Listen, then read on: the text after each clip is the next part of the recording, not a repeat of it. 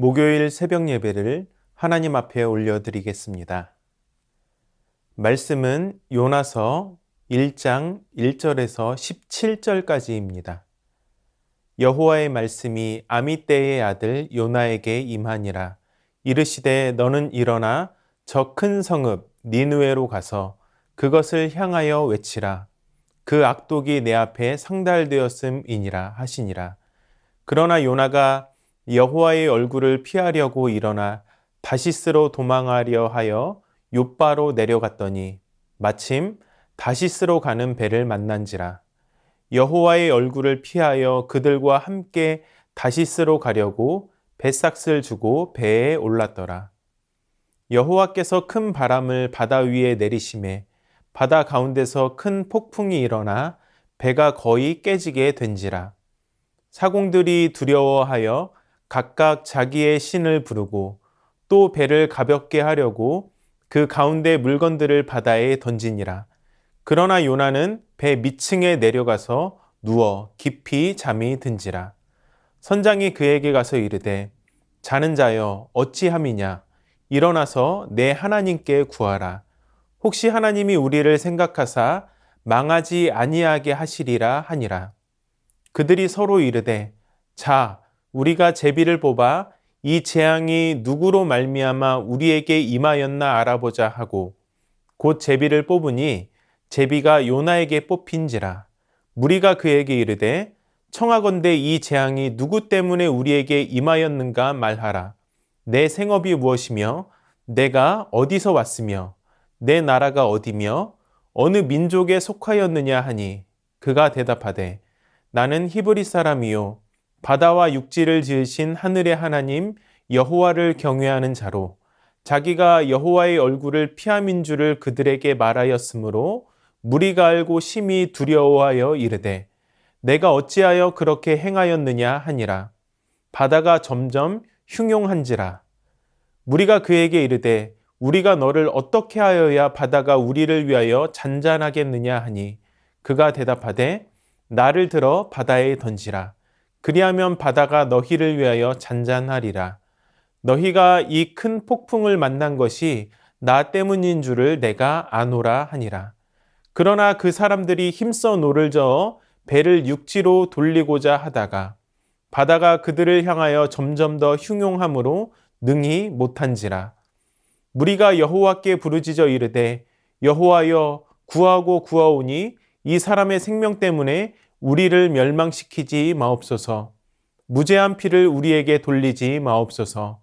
주 여호와께서는 주의 뜻대로 행하심이니이다 하고 요나를 들어 바다에 던지매 바다가 뛰노는 것이 곧 그친지라. 그 사람들이 여호와를 크게 두려워하여 여호와께 제물을 드리고 서원을 하였더라. 여호와께서 이미 큰 물고기를 예비하사 요나를 삼키게 하였으므로 요나가 밤낮 3일을 물고기 뱃속에 있으니라. 아멘. 하나님의 말씀이 북이스라엘 출신의 선지자인 아미떼의 아들 요나에게 임합니다. 하나님께서 주신 신탁의 내용은 니느웨로 가서 심판의 메시지를 전하라는 것이었습니다. 니느웨는 아수르 제국의 수도였습니다. 아수르는 이스라엘을 괴롭게 한 대표적인 나라였습니다. 그래서 요나는 망설이고 주저합니다. 이는 누가 보아도 충분히 이해할 만한 일이었습니다. 그것은 마치 대학살에서 가족을 잃은 한 유대인이 나치 시기 직후에 독일로 가라는 명령을 이행하도록 요청받은 것과 같은 이치였기 때문입니다. 나움이 소개하는 바와 같이 니느웨는 피의 성읍이요 폭력과 테러의 중심지요 이스라엘의 원수였습니다. 하나님은 너는 일어나 저 큰 성읍 니느웨로 가서 그것을 향하여 외치라. 그 악독이 내 앞에 상달되었음이니라. 이렇게 외치라고 말씀하십니다. 하지만 요나는 위와 같은 이유로 하나님이 말씀하셨을지라도 절대로 그럴 마음이 없었습니다. 혹시 그 소리를 듣고 그 민족이 회개라도 하면 하나님께서 심판을 내리지 않으시겠지? 그럼 절대로 안 되지. 이것이 요나의 생각이었습니다. 생각이 여기까지 미치자 그는 니느웨가 있는 동쪽 편과 정반대편인 서쪽의 욥바 그리고 다시스까지 도망을 칩니다. 하나님은 일어나 니느웨로 가라고 말씀하셨지만 요나는 반대로 욥바로 내려가게 됩니다. 말씀과 정반대의 행동을 하고 있는 요나의 모습은 내려가다라고 하는 표현을 통해 점점 더 깊은 암흑 속으로 향하게 됩니다. 그는 하나님의 낯을 피하여 욥바로 내려갑니다. 또한 폭풍이 일 때 요나는 배 밑층에 내려가서 깊이 잠들어 있었습니다. 또한 그는 바다로 내려가게 됩니다. 그리고 가장 어두운 물고기 뱃속에 삼켜지게 됩니다. 물고기의 뱃속은 2장 2절의 말씀처럼 더 이상 내려갈 곳이 없는 스올과 같은 곳이었습니다. 이처럼 하나님을 피했을 때 그를 기다리고 있던 것은 끝도 없는 추락이었습니다. 그는 계속해서 영적으로 깊은 나락으로 빠져들게 되고 더 이상 내려갈 곳이 없는 가장 깊은 밑바닥에 이르게 됩니다. 그리고 거기에 이르러서야 비로소 회개하며 하나님께 부르짖어 기도하기 시작합니다. 우리가 하나님의 자녀로서 말씀을 쫓아 살아가다 보면 전적으로 순종하기 어려운 순간들이 찾아오게 됩니다. 말씀은 우리에게 원수까지도 사랑하라고 가르쳐 주지만 원수는커녕 사랑할 만한 사람들을 사랑하는 것조차 버거운 것이 우리의 현실입니다. 또한 예수님께서는 7번씩 70번이라도 용서하라고 말씀하셨지만 한 번의 용서도 참 힘이 든 것입니다. 손해를 보는 것도 희생하는 것도 양보하는 것도 어느 하나 쉬운 것이 없습니다. 하지만 요나를 통해서 오늘 우리가 배우게 되는 것은 한번 말씀에서 벗어나 반대로 행동하기 시작하면 영적인 둔감함이 찾아오고 나중에는 완전히 무뎌지게 된다는 사실입니다. 하나님께서 일어나라고 말씀하시는데 혹시 나는 내려가고 있지는 않은지 이 시간 점검해 보기를 원합니다. 말씀에서부터 멀어져 있는, 그래서 추락하고 있는 삶의 영역들이 생각나신다면 이 시간 돌이킬 수 있는 은혜를 달라고 기도하실 수 있기를 바랍니다. 오늘 요나의 행적을 통해 또 하나 기억할 수 있는 사실은 성도의 삶 가운데 일어나는 일에는 우연이 없다는 것입니다. 모두 하나님의 선하신 섭리 아래 이루어져 간다는 것이죠. 오늘 말씀 3절을 보면 욥바로 내려간 요나가 마침 다시스로 가는 배를 만나게 됩니다. 하나님의 말씀에 불순종하여 도망치고 있던 요나에게 마침 나타난 배는 그의 불순종을 합리화할 수 있는 도구처럼 보입니다. 아마도 요나는 그럼 그렇지, 이렇게 일이 순조롭게 풀릴 줄이야. 역시 원수의 나라에 가기 싫어하는 내 마음을 하나님께서도 이해해 주신 거야 라고 생각하며 쾌재를 불렀을 것입니다. 하지만 그 배가 만나게 된 것은 순항이 아니라 폭풍이었습니다. 말씀을 벗어나 살아가고 있는데도 모든 일이 순조롭게 보이고 별 문제 없는 것처럼 느껴질 수 있습니다. 마침 요나가 다시스로 가는 배를 만난 것처럼 말이죠. 그러나 순조로운 환경이 하나님의 뜻을 확증해 주는 것은 아닙니다. 모든 것이 문제가 없는 듯 했지만 그가 만난 것은 폭풍이었습니다. 우연히 만난 배는 결국 하나님의 섭리 아래 있었던 것이죠. 말씀에 대한 불순종의 결과가 당장 눈앞에 보이지 않는다고 해서 안심해서는 안 된다는 것입니다. 마침 만난 것 같은 우연의 마음을 빼앗겨 돌이키지 않으면 금세 폭풍을 만나게 될 것이기 때문입니다. 여러분, 그리스도인의 삶에는 결코 우연이 없습니다. 우연을 가장한 하나님의 섭리가 있을 뿐입니다. 우연이 아닌 하나님의 섭리에 기대어 살아갈 수 있는 저와 여러분이 될 수 있기를 축복합니다. 우리는 또한 오늘 본문에서 신자의 불신앙과 불신자의 신앙이라는 아이러니를 보게 됩니다. 폭풍이 일었을 때 보여지는 요나와 이방인의 상반된 행동은 신자에게서는 불신앙을, 불신자에게서는 신앙의 모습을 그대로 보여주고 있습니다. 이방인 선장과 선원은 폭풍이 일어나자 배를 구하기 위해서 최선을 다하지만 요나는 무엇을 하고 있었습니까? 깊이 잠들어 있었습니다. 폭풍이 더 맹렬하게 몰아치자 이방인들은 각각 자기 신들에게 살려달라고 부르짖지만 요나는 기도하지 않습니다. 영적으로 무감각하고 무책임한 모습만 보일 뿐이었습니다. 또한 제비뽑기를 통해서 하나님이 요나를 지목하시자 이방인은 힘써 노를 저어 배와 요나를 구하고자 하지만 요나는 바닷속으로 투신하는 것을 선택합니다. 이처럼 이방인은 하나님을 두려워하고 그분의 말씀에 걸맞는 행동을 하지만 요나에게서는 전혀 그런 모습이 나타나고 있지 않습니다. 이는 당시 이스라엘이 얼마나 영적으로 무감각했는지를 요나를 통해서 보여주고 있는 것입니다. 그리스도인에게 있어서 정말로 위험한 것은 우리에게 찾아오는 시련이나 고난이 아닙니다. 영적으로 무감각할 때입니다. 일단 영적으로 무감각해지기 시작하면 기도해야 할 때 기도하지 않고 순종해야 할 때 순종하지 않습니다. 결국 신자도 불신자도 아닌 불쌍한 모습으로 살아가게 되는 것이죠. 신앙에 있어서 중립지대란 존재하지 않습니다. C.S. 루이스는 이렇게 말했습니다. 계란이 새로 변하는 것은 어려울지도 모른다. 계란이 계란인 채로 나는 법을 배우는 것은 조금 더 어려울지도 모른다. 우리는 지금 계란과 같다. 그리고 당신은 그냥 계속 평범하고 상하지 않은 계란으로 있을 수 없다. 우리는 부화하거나 상할 수밖에 없다. C.S. 루이스의 말처럼 우리는 결코 멈춰 있지 않습니다.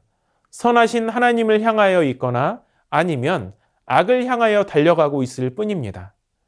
영적인 무감각은 우리 신앙의 속도를 후진기어에 놓습니다. 그러므로 그리스도인으로서 또한 하나님의 자녀로서의 정체성을 분명히 하고 영적으로 나태하거나 무감각하지 않도록 늘 기도와 말씀으로 깨어있는 저와 여러분이 될 수 있기를 축복합니다. 이제 말씀을 맺겠습니다. 우리는 오늘 하나님의 명령에 대한 불순종을 애국주의로 포장하여 도망했던 요나를 통해서 교훈을 얻었습니다. 사랑하는 여러분, 영적인 무감각 뒤에 찾아오는 추락을 조심하시기를 바랍니다. 불순종 이후에도 삶이 괜찮은 것과 같은 착각에 속지 마시기를 바랍니다. 또한 하강하는 것이 아니라 상승하는 신앙으로 하나님께서 우리를 꼭 붙들어 주시고 날마다 필요한 은혜를 주시기를 간구하는 저와 여러분이 될 수 있기를 주님의 이름으로 축원합니다. 말씀을 기억하며 다 함께 기도하도록 하겠습니다. 영적 무감각으로 인하여서 신앙이 없는 자처럼 살아가는 불행이 생기지 않도록 말씀으로 늘 깨어있게 하여 주시옵소서. 하나님의 낯을 피하여 가는 길에서 돌이켜 주의 말씀이 가리키는 곳으로 늘 나아갈 수 있는 우리 모두가 되게 하여 주시옵소서.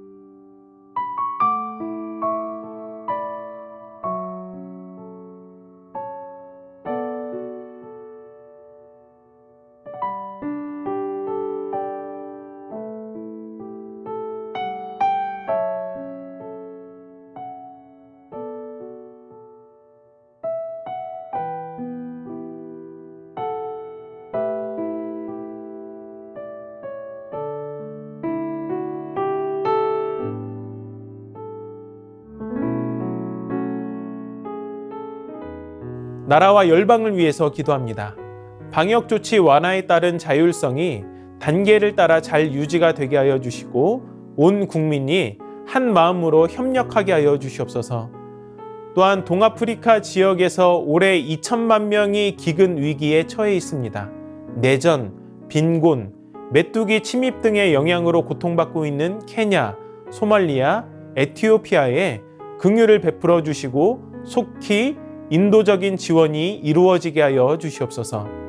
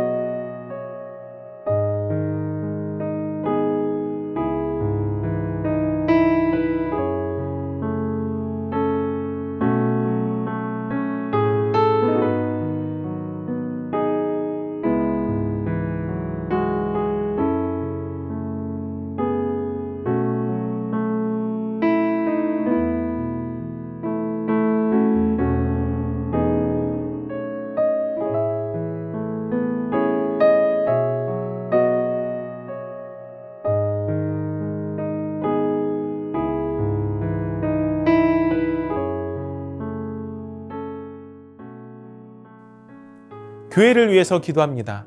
사회적 거리두기가 해제되었으니 이제 온 성도가 대면 예배의 자리를 회복하게 하여 주시옵소서. 각 교구장님들과 순장님들을 축복하여 주시고 순모임이 잘 이루어져 성도의 교제가 온전히 회복되게 하여 주시옵소서.